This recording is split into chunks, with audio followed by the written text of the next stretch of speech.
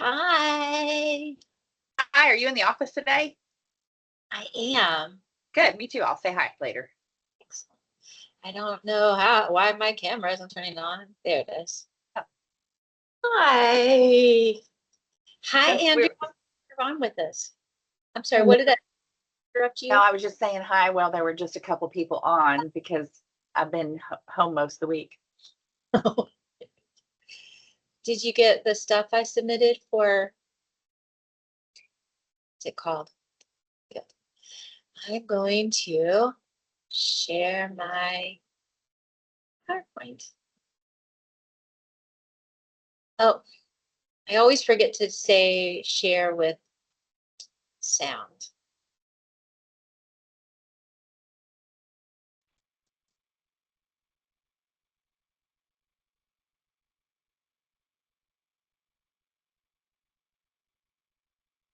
What is happening?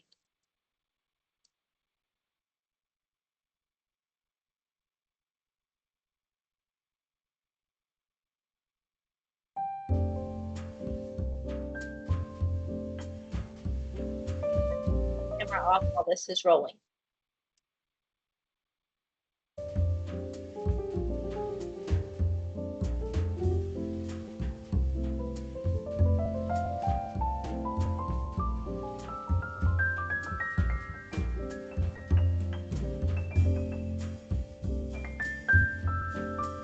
Please stand by. On the Line with Tina and Taryn is coming up next, here on WEHI Public Access.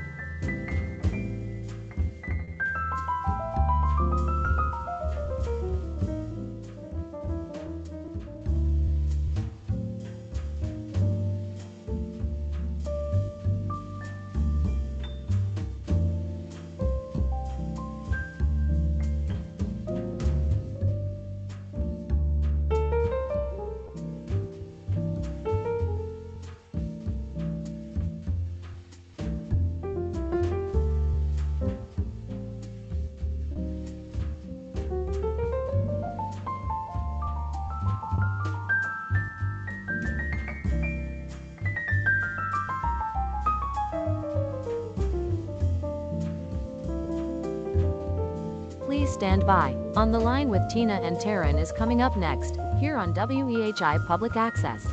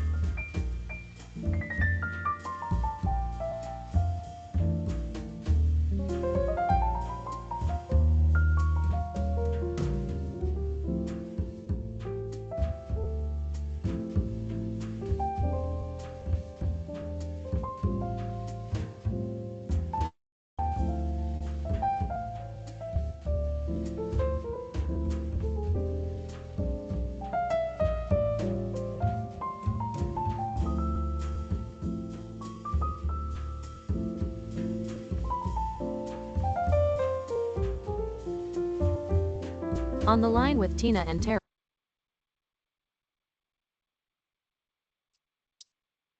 is made possible by a generous sponsorship from Information Technology, keeping us connected, one call at a time.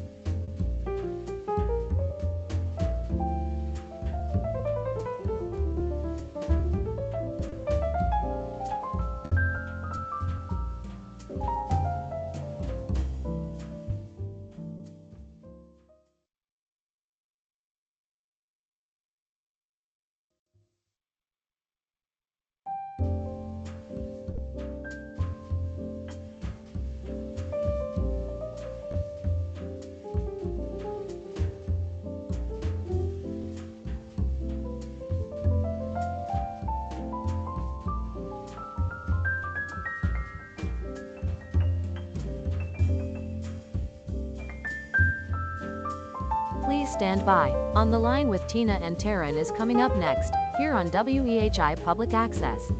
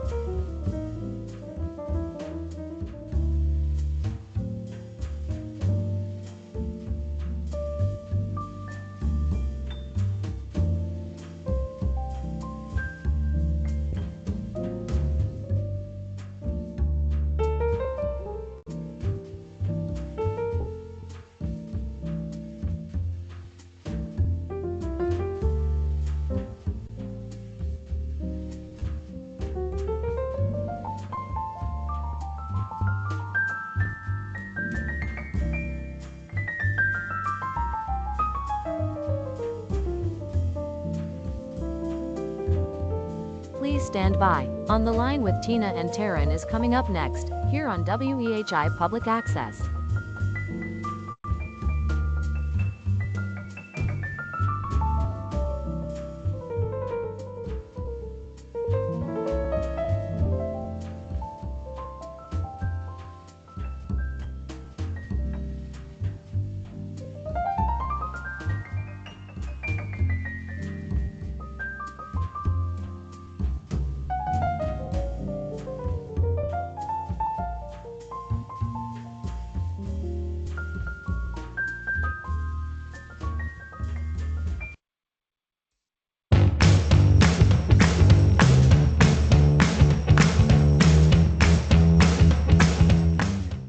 Good morning and welcome to On the Line with Tina and Taryn, where we take real workplace themes, open up the phone lines, and talk about what they mean for managers.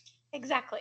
Today's episode is all about the employee experience, not in a big abstract corporate way. We're talking about the everyday manager moments that shape how team members feel at work. Exactly. The conversations we'll discuss today are inspired by common themes that we actually hear from team members over time through feedback, conversations, check-ins, listening sessions, and just everyday experience. So these are not actual calls from individual team members, they're composite scenarios, but they represent the kind of things managers may hear directly in their teams or may need to pay attention to before someone says it out loud. And our goal today is not to give managers a perfect script for every situation. Yeah, because if we could do that, we'd bottle it and we'd retire. Our goal is to talk through the manager behaviors that make the biggest difference. Clear communication, Right. meaningful support, sincere recognition, career growth, and just helping team members feel like they actually matter. Okay, but before we take our first call, we should thank today's sponsor. Yes, and our sponsor for today for On the Line with Tina and Taryn is made possible by Information Technology. Keeping the lines open so managers can hear what matters. So with that, I think we have our first caller.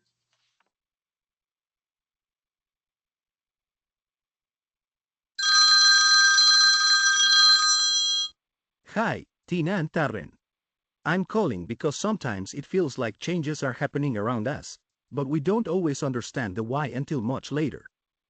I don't expect my manager to know everything, but I do need help understanding what is changing, what it means for our team, and whether there's anything we should be doing differently.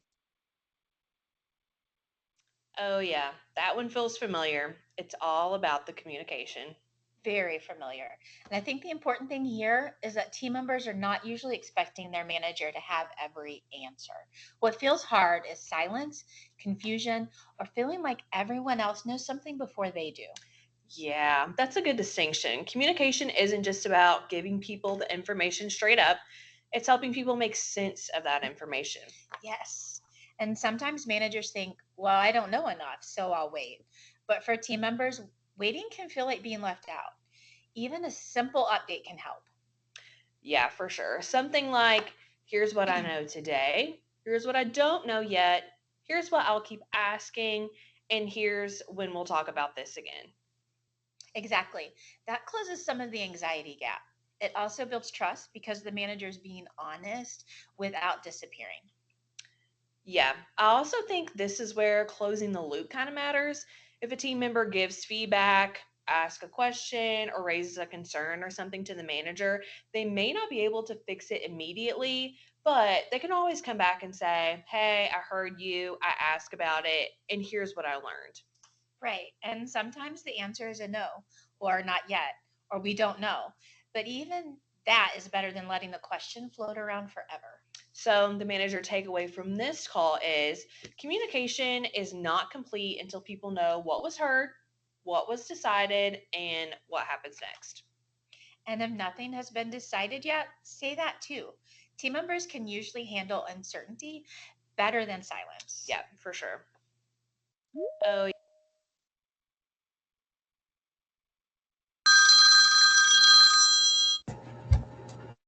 Hi, I love the work, but some weeks it feels like I'm just trying to keep up.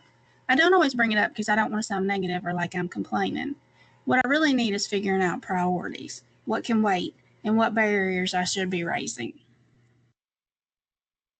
This is such an important one because when someone says they're overwhelmed, it can be tempting to respond with encouragement right away. yeah, something like, "Hey, yeah, you've got this." Right. And sometimes encouragement is helpful. But if someone's telling you they're overwhelmed, the first response probably should not be a pep talk. It should be curiosity. So, what would that sound like? Well, it could sound like, tell me what's feeling heaviest right now, or what's getting in your way of doing your best work, or let's look at what has to happen today and what can wait. Yeah, and that connects directly to one of the strongest questions that managers can ask in a one to one, which is, "What do you need from me to do your best work?" Yes, and I love that question because it moves the conversation from venting to problem solving. It also helps the manager understand whether the issue is workload, unclear priorities, tools, communications, training, or something else. And managers may not be able to remove every barrier. No, and we should be honest about that. But managers can help name the barrier, clarify priorities, escalate patterns, and make sure team members are not carrying everything alone. Yeah, that word patterns is really important. If one person is struggling, we support that person. If several people are struggling with the same thing, that may be a process, staffing, communication, or just a training issue. Exactly. And managers are the bridge between what team members are experiencing and what the organization needs to understand. Yeah. So the manager takeaway here is when someone tells you that they're overwhelmed, start with curiosity, clarify the priorities, and then look for the patterns. And of course, protect the one on one time where these conversations can happen. Short and consistent is better than long and rare. Yeah.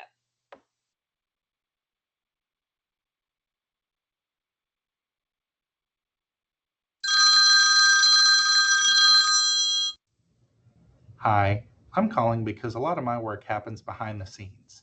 When everything goes smoothly, people may not notice what it took to make that happen. I don't need a big award. I just want to know that my manager sees the effort and understands the impact. Oh, I love this caller. Me too, because this gets the heart of recognition. Yes, recognition does not have to be big or elaborate, but it does need to be specific and sincere. A generic great job is nice, but it may not land deeply if the person does not know what you actually saw. Yeah, so instead of saying great job, it might be, "I noticed how you followed up with that family and made sure they had what they needed before the weekend. That made a difference." Exactly. Or I know no one saw the extra coordination you did behind the scenes, Yeah. but I did, and it helped the team avoid confusion.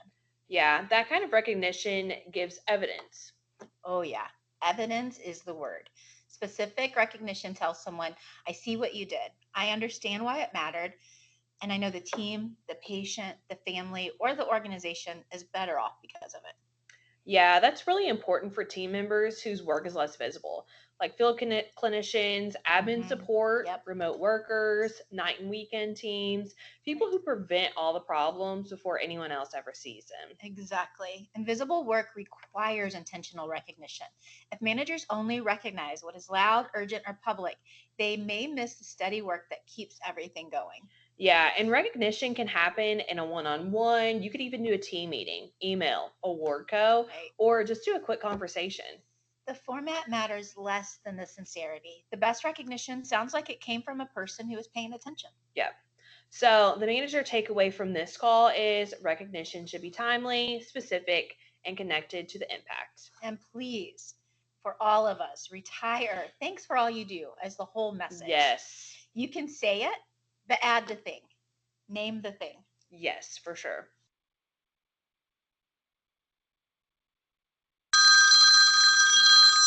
Hey, thanks for taking my call. I'm interested in growing here, but I don't even know what that looks like. I'm not sure if I want a promotion, but I do know that I want to keep learning, using my strengths, and feel like there's a future for me here.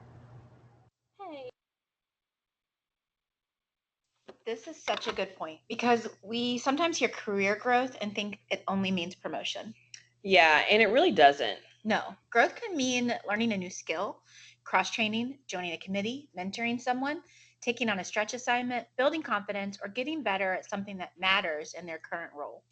Yeah, and managers do not have to have someone's entire career path mapped out. Thankfully. Yep. But they do need to ask about it. Exactly. Yes, a manager can say, what do you enjoy most about your role? What skills would you like to develop? Where would you like to grow? What skills do you wish you had more opportunity to use? Yeah, and one of the 5 key manager questions is, how would you like to grow within this organization? That question is powerful because it tells the team member, I see a future for you and I'm interested in helping you think about it. Yeah, I like that. It also supports retention before someone becomes frustrated or Right. starts looking elsewhere. Yes. Retention conversation should not begin after someone gives notice. Managers can help team members feel invested in by having smaller growth conversations throughout the year. Yeah, so the manager takeaway here is growth does not always mean a promotion, but every team member should feel like development is at least possible. Yes, and managers can help by asking, listening, connecting people to resources, and identifying next steps.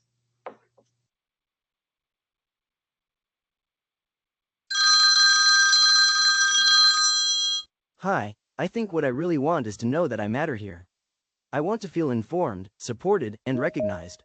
But I also want to know that my work means something and that my manager sees me as a person, not just a position. That one is the whole episode. Yep, it really is. It brings a lot of this together. Right, because employee experience is not only about programs or perks. Those things matter, but so much of the day-to-day experience is shaped by whether people feel seen, heard, supported, and needed. Yeah, that word needed is really important too. Exactly. Feeling like you matter means more than belonging to a group. It means knowing your presence and contribution are significant. It means my work matters, my voice matters. Someone would notice if I were having a hard time. Yeah, and managers, they create that through everyday interactions. Exactly. Through the check-in after a hard work, the follow-up after a concern, the specific thank you, the honest update, the one-to-one that does not keep getting canceled. Yep. The question that sounds simple but opens the door to a real conversation. Yeah, and this also connects to purpose. One of the key 5 questions managers can ask is, do you feel a sense of purpose in your job? Exactly. And that can be such a meaningful conversation, especially in mission-driven work. Sometimes people are doing incredibly important work, but they're moving so fast, they lose sight of the impact. Yeah, and managers can help just reconnect all of those dots. Right. Here's how your work helped that family. Yep. Here's how your follow-up helped the team. Here's why your accuracy, compassion, and flexibility or persistent mattered. So the final manager takeaway from this is that people feel that they matter through consistent, everyday leadership behaviors. Right. It's not just one grand gesture. It is a pattern. Mm-hmm. That one.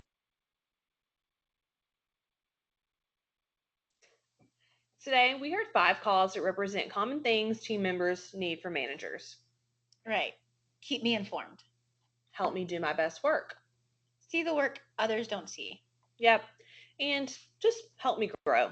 Exactly. And show me I matter. Those are not extra tasks separate from leadership. Nope. They are leadership. Right. But the good news is managers do not have to do this perfectly. They just have to do it consistently and sincerely. Yep. So just start with the next conversation. Protect your one-on-one time. Ask one better question, close one loop, recognize one specific contribution, and just follow up on just one concern. Right. Because employee experience is built in those moments. Yep. So thanks for joining us for On the Line with Tina and Taryn. And thank you again to our sponsor, IT. Keeping the lines open so managers can hear what matters. We'll see you next time. Until then, keep listening, keep following up, and keep your team Team members on the line.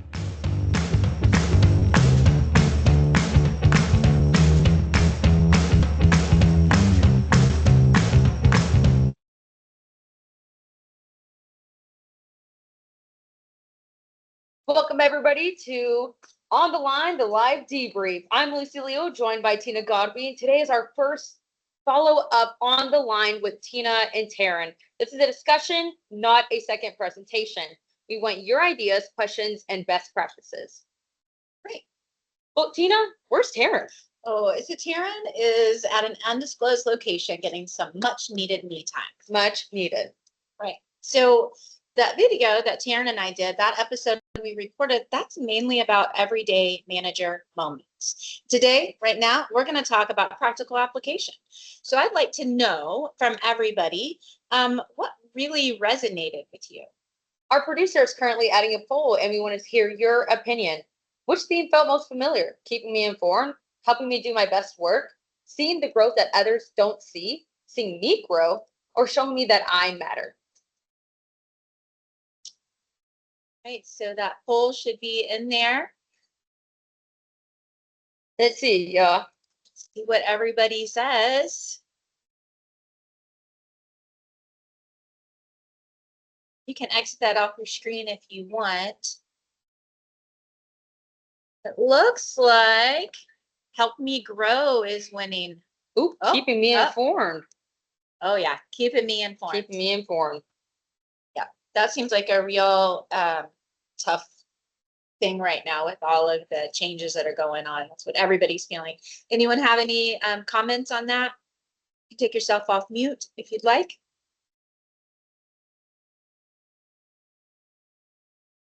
So moving on. Awesome. Well, with being informed, it grows that connection. So going into a little bit about connection and belonging, team members want to feel connected, included, and seen, which is what we saw in that last poll. Tina, what does belonging look like from a manager perspective? Well, our managers really own that connection and that belonging, and they can build that through the small moments, like check-ins, invitations into the conversation, remembering things that people have shared, and just helping people connect their work to the mission. Definitely. Well, I'm getting a call. Well, Tina, do we have a caller? Oh, we do. We should have a caller. Laura, are you out there? I am. Excuse me. Thank you so much, Lucy and Tina, for all the great information you've shared. And so, see if I've got this right. It sounds like the most important thing managers can do to establish trusting relationships with each person is to simply focus on the relationship. Would that be correct? I would say Yes. definitely. Okay, wanted to make sure I got that right. I also wanted to share a couple of things that I've learned recently from one of my favorite authors named Kim Scott. Kim Scott wrote the book Radical Candor. She's really great at helping us learn how to give good feedback. But she also understands that as managers, we have to understand what motivates each person on our team. And we need to know that well enough to avoid burnout or boredom, and to keep the team cohesive and to drive results collaboratively. So what she really focuses on is that team the relationship and the team aspect. Does that sound right to you all? 100%. Yeah. Definitely. Okay. So she also says, this is a quote, if you think you can do these things without strong relationships, you're kidding yourself. I really love that straight talk that she's doing there. So one of the ways that I found that you can build that connection is through your team meetings, to talk less than your team. That's the number one thing. Talk less than your team. Ask questions. You all did a great job of explaining to us how asking questions makes a real difference. And to make sure that those team members who are quiet have a chance to voice their thoughts and opinions.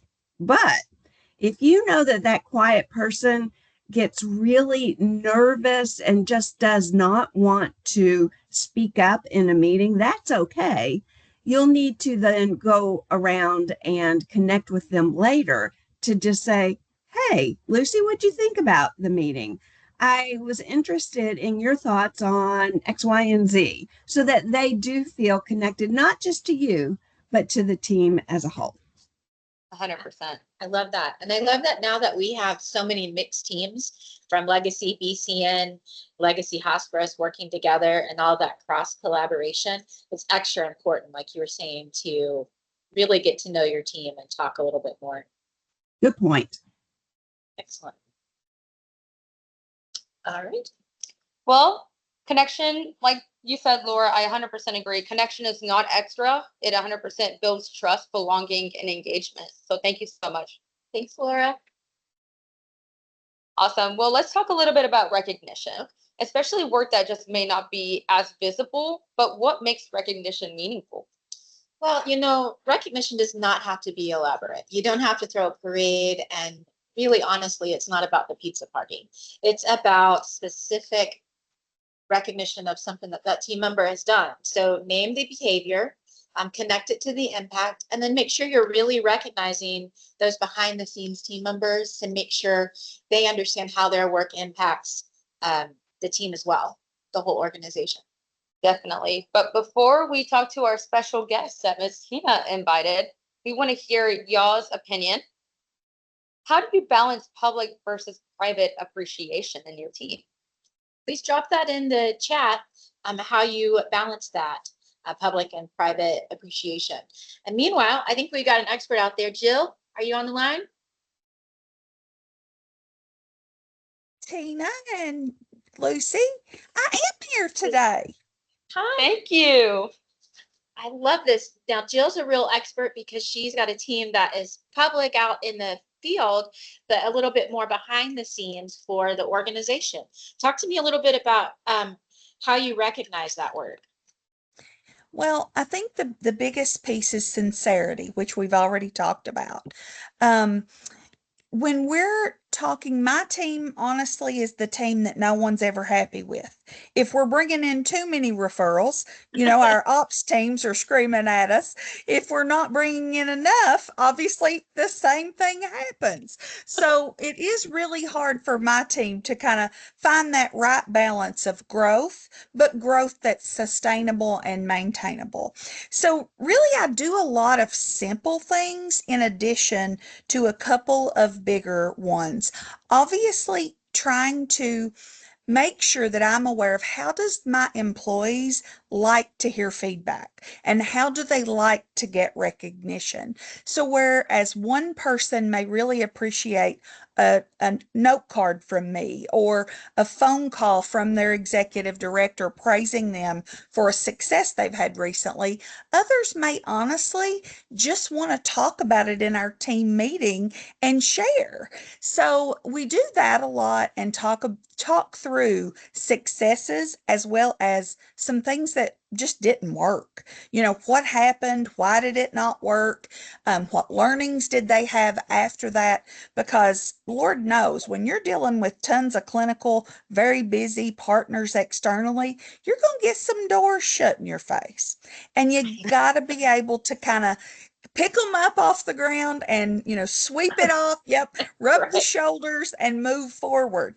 Use the talent within the team to really get to the next steps and making sure that we're doing a really nice job too of being sincere about what's going on with them personally and professionally.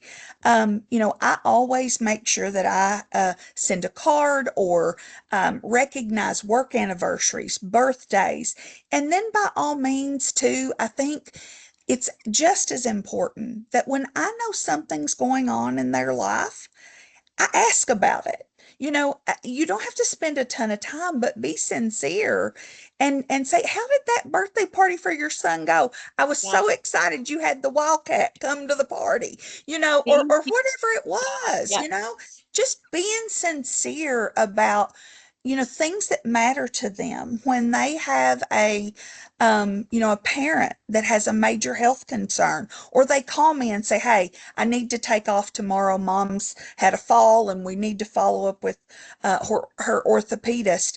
Not just giving her permission or him permission to spend that time and take that day, but also follow up on how did it go. Because you need to make sure that their things that are important to them and matter to them also matter to you. You bring up a great point in that traditionally we think of recognition as good job. You did that really well, but also just recognizing that your team member is an actual human being and treating them like a whole person. And so it's not always just about work. You're there to support them in their life.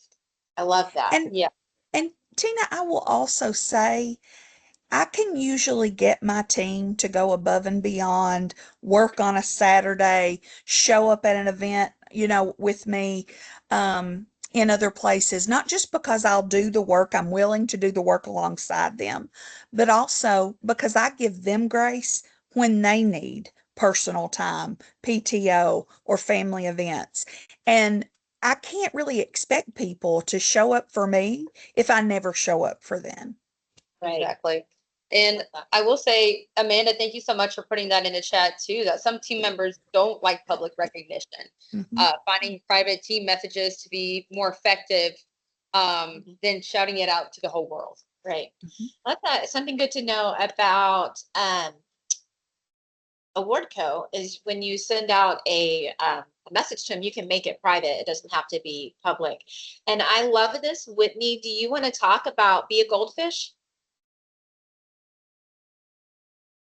Well, not really, but if you watch Ted Lasso, he just says, On the line, Whitney. I saw Lucy kind of brush away the negative thing, right? Like we all have failures. So be a goldfish. Just, they have a memory of about 5 seconds. So move on.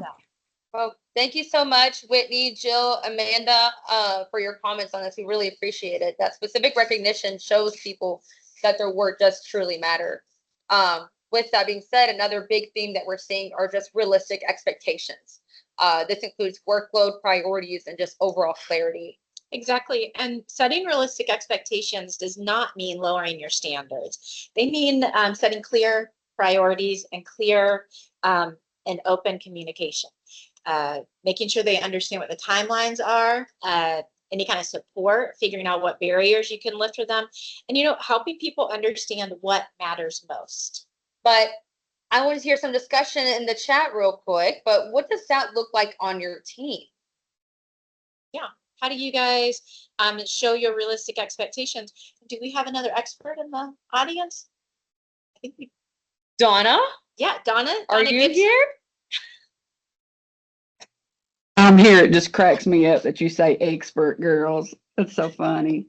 Take it, Donna. Take it. Well, I don't know how I'm supposed to follow all of that. That's just been happening, but I'll give it a shot. For me, it's just very easy. I set clear expectations for all of my staff from the set of, the day they start with orientation. I'm very general, very clear about what my expectations are for patient care, for their job responsibilities and their duties.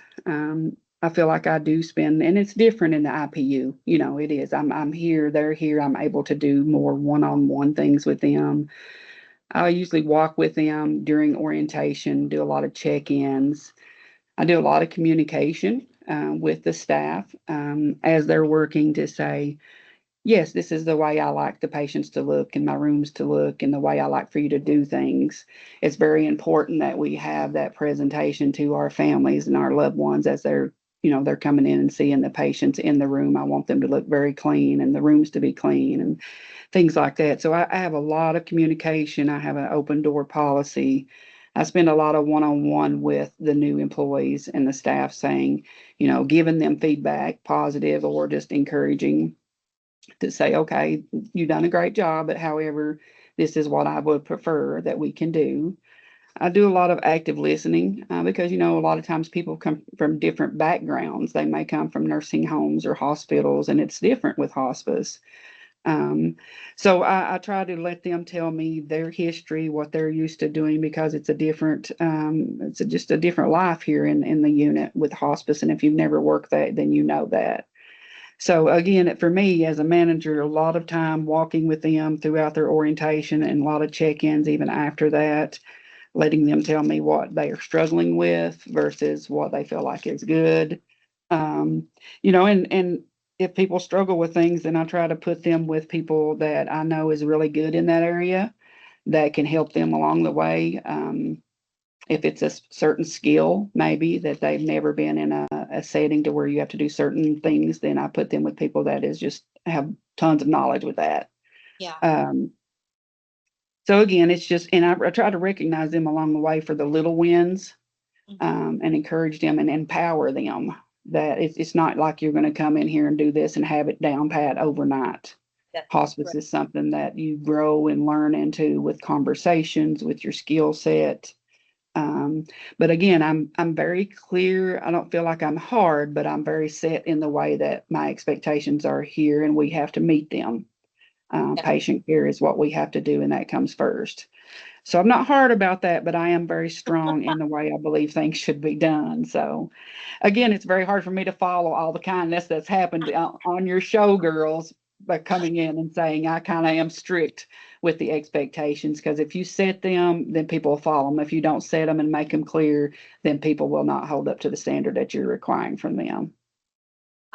I think having those clear expectations it's a bonus, because you know what your manager wants, and you know when you've hit it, you know when you've done it. You're not questioning what they want. You're not trying to guess. One thing I think we failed to talk about, and you mentioned this, was the difference in coming from any type of hospice or any type of nursing or clinical work coming into that hospice. Whether it's at the IPUs or if it's out in the field, it's 100% different from anything you'll do. And it's almost like starting over. And I've talked to nurses who said, I feel like I was an expert, and then I started here and I feel like I know nothing. So I think it's great when we have leaders and our coworkers and peers that let us know this is different from any work you'll ever do. Yeah. Absolutely. And Molly mentioned in the chat too that always encouraging discussion time, making sure that employees are heard. And Jill brought up another good point too. Donna, she received early in her hospice employment, it's okay to slow down. And I think that's what plays along too. That discussion happened that Molly talked about. Right. And then it played onto Jill's success. Right. Yeah. That's awesome. Well, thank you so much, Donna, Miss Expert. Oh, yeah. You're welcome. That clarity, setting priorities, and just follow up reduces unnecessary stress on the employee and the manager overall. But moving into more of a complex topic are best practices. Right. The small practices are often the most usable. And we love to hear what is working for you. And we want to build a collection of shared ideas. So in the chat, what is a best practice that you can share around? Or anybody that wants to speak, raise your hand.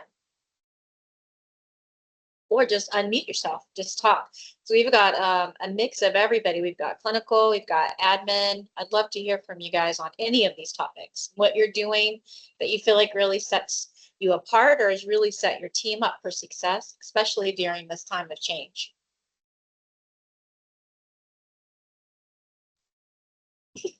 You're going to make me and Lucy dance. Oh, we've got Elizabeth Hill.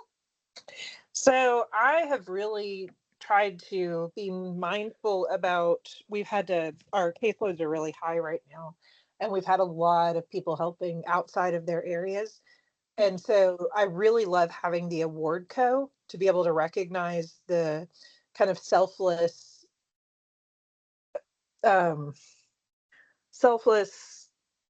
involvement of the field nurses to be mindful about their day and figure out what they can move around. If they have a patient that maybe could just have a phone call so they could help with the patients that genuinely have needs. It just, I like having that in my back pocket to be able to say, I really appreciate what you did for me. I love that. It's so much more difficult to give that on the spot recognition to your field employees than it is here in admin or even at the HCCs and the IPUs. So I love that you guys are using it. Phosphorus has been killing it with the AwardCo usage. I'm really proud. It warms my heart. Got my first shout out the other day on AwardCo, so I was really excited. I was really, really excited. Anybody else have anything about best practices that they'd like to talk about? Oh, we've got Amy. That's supporting. Oh, Ooh, go ahead. Go ahead. Put it in the chat, but I'll say one thing that Jill's also really great at is supporting her other team member managers. So supporting colleagues, it's been helpful for me in the past. And so we just have to remember during times of change that we got to support each other too. And the leadership cohorts, Tina, have been really helpful. So thanks for that. I have really loved doing these leadership cohorts. Laura's really taught me a lot, and I've enjoyed having a new relationship with our managers. And, you know, Jill is wonderful. I remember when I first started, of course, I knew nothing about hospice. I was a CNA years and years and years ago and thought, you know, I thought I wanted to be a nurse, but I lost a patient. And I mean, I did because I was a CNA, but a patient died and I couldn't handle it. You know, it just was like, wow, this is too much for me. And then here I am at a hospice. And I was a little scared to learn about it at first. And Jill really taught me so much. So I really appreciate that. Lean on your colleagues, lean on your peers to learn what you need to know. Were you wanting to say something, Jill? I saw that you're off mute. Yes, I will. I just think it's important for us all to recognize it takes a village. There isn't one person. You know, we talk about this on the IDG all the time, that it's the whole collective team. But as managers, when we're dealing with, you know, I promise you, our clinicians wouldn't work if Alex didn't pay them. You know, I mean, there's so many pieces and parts, and it isn't really just that one matters more than another. They all have to be working in cohesion for it really to have great outcomes. And I would also just add, one of the things that I really do with my team is make sure that they're accountable for their outcomes and they share on that. So I'll pose a question to the team, ask them to prepare prior to the meeting on on a sharing exercise. And so every 2 weeks we're talking about some sort of topic that I know they face day to day. And instead of listening to me talk, they get to share with each other. And it just, you know, helps to really create cohesiveness. And oftentimes people are a lot better at taking advice from a peer than a manager. So I think that's one of the best practices I do with my team is making sure I'm posing questions to them and then letting them show each other best practices versus me just always offering them. Love that. If you guys ever get an experience to, or get the opportunity to sit in on one of Jill's meetings, it's an experience. I've got to do it twice, and I wanted to join her team. I didn't want to be a PL. I just wanted to be on the team. All right, Jill, I'll be expecting my invite. All right, we'll make it happen, Lucy. But before we close, think of one action that you can take this week. We're going to be opening up a poll, so the poll will be live in the next little bit.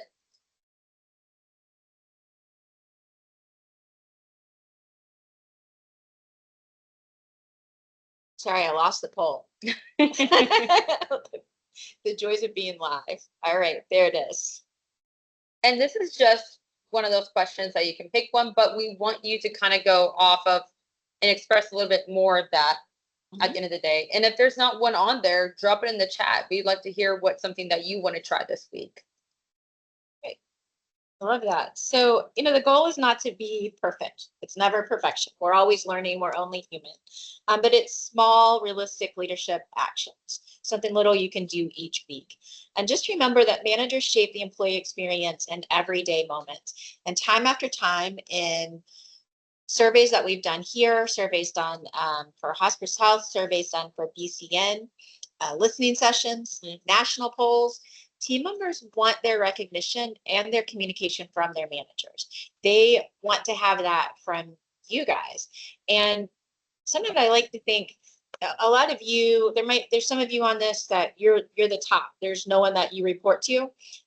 Might be someone on here like that, but almost everyone has a manager they report to, and you have people that report to you. So think about how you wish that your manager would treat you. You don't maybe want the spotlight shine on you, but you'd love to hear, hey, you know what? This thing that you did, this really meant a lot. And I hear that from Laura, and it really does make my week. I hear it from Melissa, and it feels great. But remember your peers, because if Lucy's like, hey, when we're done with this, she tells me this was a great experience, that's going to make me feel even better. I'm having a blast, by the way. But going in the poll, we're seeing that one of the most said recognize one specific contribution. Now let's get back to the chat, because it looks like Cassie said something. See what Cassie had to say. Oh, and Danielle. I'd love to hear from you both live. Want to read Cassie's? All right. Cassie did say that good recognition goes side to side, up and down, as well as diagonally and circular. Yes, I think you might have gotten all the directions. You know what? In and out. Everywhere. In and out, everywhere. I know we're talking about our roles as managers, yet as teammates, it's imperative to support each other in this leadership journey. And honestly, I love seeing that because I'm not a manager yet. But in the future, I do hope to learn from each and every one of you guys too on how I can be a really good leader. And it just starts off with me learning those leadership skills and learning from all great examples around me. So it's really nice to see that too. All right. Oh, Amy. We've got Danielle. Encourage the asker to tell you what they think the next step is and help them walk through that together. It's like looking up information yourself versus being fed it. Exactly. Back in the day, my grandmother would send me to the encyclopedia. I love that. I used to make myself write essays from the encyclopedia. Such a dork. Cassie, did you want to say anything about recognition? Put everybody on the spot. I was gonna say, putting us on the spot. If we put it in chat, I guess we gotta take our camera on and Cassie. I don't have anything to say beyond that, although I could jump on Danielle's, because we often talk about helping people to learn the skill of investigation. And because if you're feeding information, then you create a pattern. We're constantly feeding information, but instead helping someone think through the logical next step. And if they're right, then you have an automatic praise. And if they're not right, that's okay. You're like, great opportunity. Let's talk about an alternative. Might this work better? So then you can coach. So it's real time working through that. And I love that approach. So. Absolutely. And sorry I put you on the spot. Just wanted to see your face this morning. Hi, everybody. Good to see you. And yes, Danielle, good point. Yes, celebrate their attempts as well. Oh, yeah. Always Definitely. encourage that growth. Mm-hmm. Well, does anyone have any last thoughts that they'd like to share? Share some wisdom with everybody. Okay. Well, thank you guys so much for joining us. Thank you for sharing your ideas, and to people we put on the spot, thank you so much as well for your participation. This is On the Line with Tina and Taryn. We've got Kelly. Kelly, please. Kelly, did you mean to raise your hand? Was that an accident? She got us excited. Must have been an accident. It's okay, Kelly. That's okay. It's okay. Well, thank you guys so much for joining us. Oh, Danielle. Oh, Danielle, let's hear it. Hey, and I apologize. I got a call during this, so I had to step away. but there's a thing in quality where we track near misses, right? So we almost made a mistake. And I think there's a lot of value in encouraging our team members to raise those flags too, because it normalizes that no one's perfect. It also gives quality compliance leadership opportunities to look at processes, because a lot of times those near miss events somewhere else are actually events. And so giving folks the leverage to point out where they almost made a mistake or this thing almost happened, and then celebrating them for that, raising awareness. And then when you're reviewing it is a process problem, going back and giving them the credit that, hey, Lucy raised this flag. She almost stumbled here. We found out it wasn't a Lucy thing. It was a process thing. So I think that that's always important. And sometimes we have a tendency to want to hide our mistakes because we feel shame. And I think in our culture, especially since we want to be a high reliability organization, it's so important to encourage folks to raise those flags and then celebrate it when they do. Absolutely. That reminds me of something we talked about in 6 critical practices. And it is when people talk about having psychological safety and how you build that, and you do build that in your one-on-ones. And if you can admit as a manager and as a leader, when you've made a mistake, and you can be vulnerable, and you build that trust with your team member, they're going to be able to come to you when they make a mistake, whether it is with a patient, if it's something on the admin side, like poor Alex, he's not even on this call, but like if somebody missed some kind of pay because something, it's the first thing I thought of, just owning up to it and admitting it, you build that safety. And you can only do that through building connections with your team members, or almost made a mistake. Exactly.